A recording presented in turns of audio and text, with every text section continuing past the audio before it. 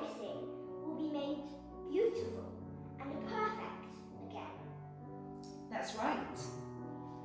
That is how the Bible story ends.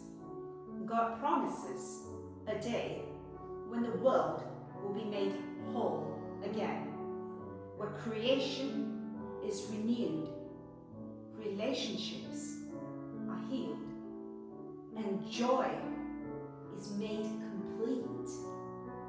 What was once broken will be restored, and God will make all things new.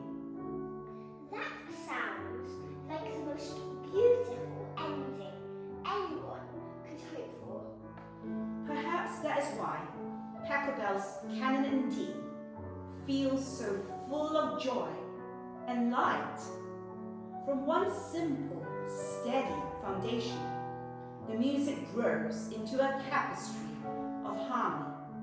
Each voice joins, weaves, and strengthens the others until beauty comes into its fullness.